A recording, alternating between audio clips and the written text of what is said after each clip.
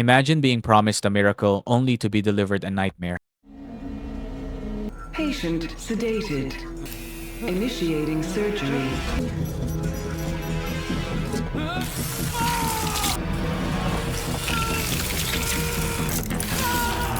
Implanting neural link. Hi, it's Gamer After Shift and welcome to a quick review of The Surge.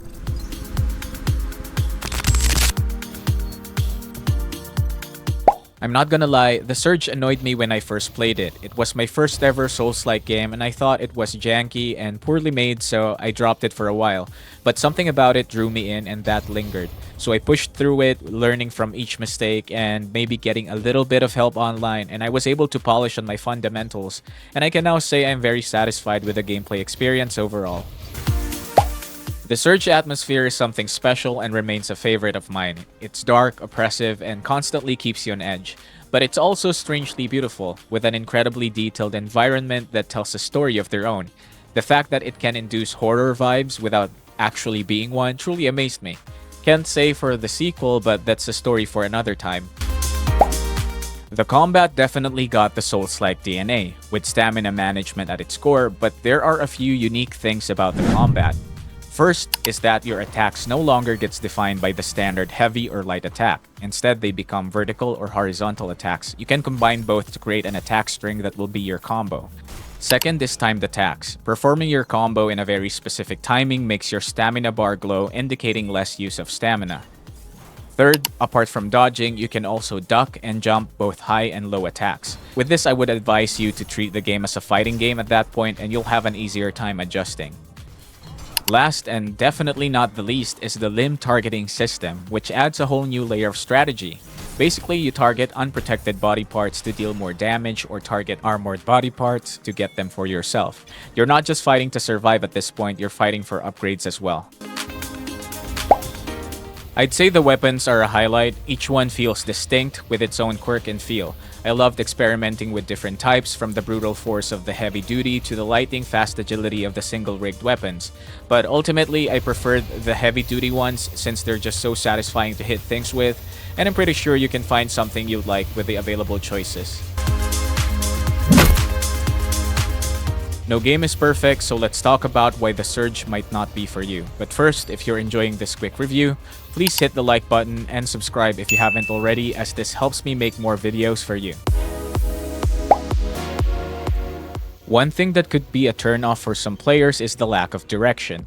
The tutorial doesn't do the best job of explaining the mechanics, and I found myself relying on online sources to figure out the basics. This can make the already challenging gameplay even more frustrating for newcomers. There's also a bit of jankiness to the control and physics. The camera can be a bit wonky at times, especially in tight spaces, and the dodge mechanic, while useful, can sometimes feel unpredictable, leading to some cheap deaths. It's not a deal breaker, but it can definitely be annoying. While I enjoyed the lore of the Surge, I felt the storytelling could have been more impactful. Apart from the opening and ending, the narrative relies heavily on audio logs scattered throughout the world. While the voice acting is good, I found myself wanting more.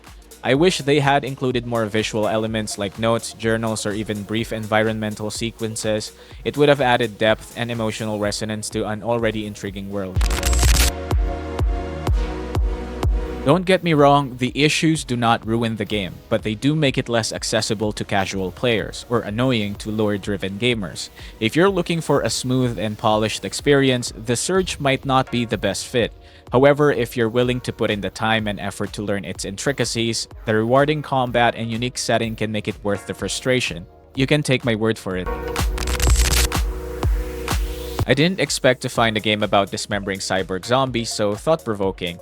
It revels in brutality, yes, but it also asks some interesting questions about our relationship with technology and what's in store for us in the horizon. To put it simply, The Surge is an experience I won't soon forget. If you ask me about my favorite action RPGs or dystopian games, this is one of the first ones to pop into my head. The combat is unlike anything I've encountered before, and the replayability is off the charts. Whether you're a veteran of the Souls-like genre or just looking for a unique and challenging adventure, The Surge is absolutely worth your time. Will The Surge be your next playthrough, or is the difficulty a turn-off? Let me know in the comments, and if you're looking for similar but more approachable Souls-like games, check out this helpful video, link in the description below. Thanks for watching, your support means the world to me. Don't forget to like, comment, and subscribe to help me create even more content that you'll enjoy. It's Gamer After Shift, I'll see you in a bit.